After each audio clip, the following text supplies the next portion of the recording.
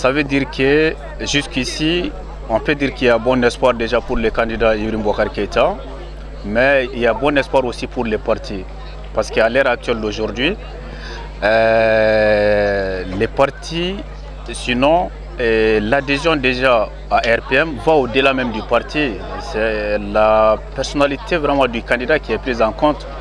Bon, sachant bien que les élections présidentielles, c'est la confrontation entre un homme et le peuple et non entre un parti et le peuple.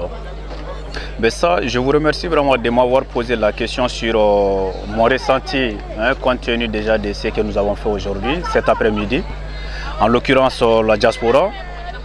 Ben, là, nous venons quand même de poser vraiment les premières pierres, qui sont entre autres les pierres de mobilisation. Ça veut dire que la diaspora doit multiplier davantage les efforts de façon à ce que j'ai à passer déjà au niveau de la diaspora même, notamment en France, dont je suis le secrétaire général des jeunes. C'est de faire en sorte que dès maintenant qu'on puisse commencer les réels travaux. Bon, quand je dis les réels travaux, il faut dès maintenant présenter. Et nous savons aussi vraiment qu'il y a beaucoup de difficultés à l'heure actuelle au Mali. Et par rapport déjà à ces difficultés, il faut un homme d'exception. Et cet homme d'exception, il n'échappe à personne que c'est Ibrahim Boubacar Keïta, qui a déjà posé des actes dans le passé, qui a redressé déjà la situation de l'école malienne dans le passé, qui a redressé l'insécurité dans le nord du Mali et qui a redressé aussi la situation au niveau alimentaire. Bon, sur ces points, on peut dire que la personne de IBK, ça fait vraiment aucun doute au vu de beaucoup de personnes.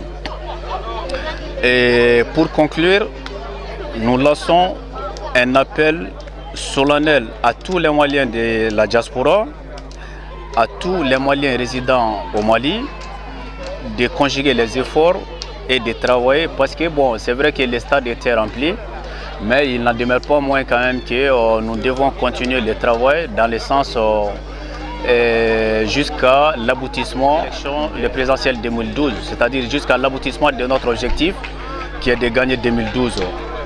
C'est vrai que le monde qui était là, ça peut tromper.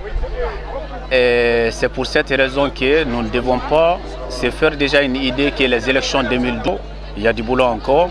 Et nous pensons vraiment que nous devons tous faire des efforts pour que les élections se passent dans des conditions transparentes, dans des conditions idoines, dans des conditions de sincérité et surtout dans les conditions de stabilité politique et sociale.